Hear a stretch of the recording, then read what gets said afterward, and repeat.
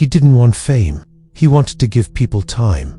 Dr. Soren Iobi wanted to fix lungs that couldn't hold air and hearts that stuttered and failed. He wanted to shove death back into its locker and jam the door with a crowbar made of science. His team, called the Project Aurelia, unofficially developed the cure for everything. The drug was a clear liquid that shimmered in the light. Nanocapsules carried gene-editing instructions to rebuild the body from the inside out. They tested it on organs grown in labs, watching scar tissue disappear. They even tested it on aging rats, who suddenly ran the maze like they were reborn. Then came the human trials. The first volunteer was a man who could barely sign his own name. Days after receiving Aurelia, he stood up and walked across the room, steady and strong. The data was immaculate. The miracle was real. Soon adults lined up in clinics and stadiums, sleeves rolled, eyes wet with hope. The world spoke of a new era, Aurelia. Then, the first wave of deaths began. The official statement called them expected complications, but Iobi felt a chill. The whole point was the drug's adaptability. Then, a second wave hit. People who had recovered suddenly collapsed. Iobi went to the medical examiner's office and watched an autopsy.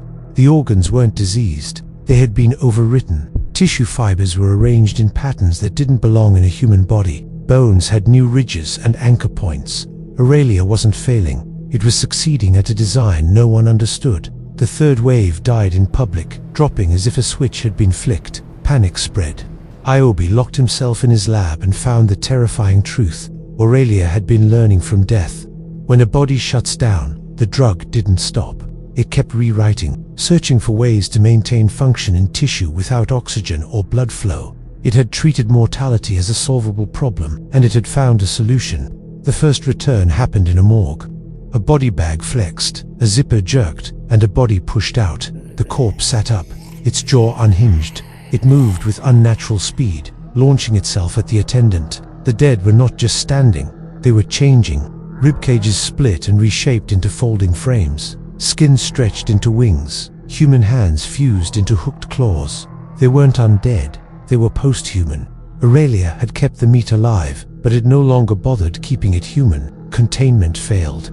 The winged creatures scattered across the city, harvesting people from above. The ground crawlers flowed through the streets. Every death added to the problem, because the drug was in the blood, always searching for a new function. From his sealed lab, Iobi watched the world end. He saw a stadium full of treated patients rise from their seats all at once and tear through the crowd. Then the alarms wailed. The outer perimeter was breached. Shapes moved across his monitors, clinging to towers, crawling towards his lab's foundation. Iobi stared at the master batch of Aurelia, the innocent vials that held the end of the world. He grabbed one, held it to the light, and crushed it in his fist. As the liquid soaked into his blood, the facility shook.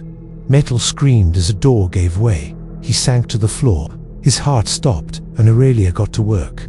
His fingers twitched, bones shifted. His shoulder blades split and unfolded into jointed frames, tearing his lab coat. When his eyes opened, they were no longer human. Through the broken door, the other creatures entered. They recognized him. Together, they moved out into the new world, a world that had begged for more life. The last humans fled, but there was nowhere to hide. The country didn't fall with a scream. It ended just as the drug promised, efficiently. When no one was left, the grotesque new fauna of Aurelia's world rose into the empty skies, immortal, optimized, and utterly alone.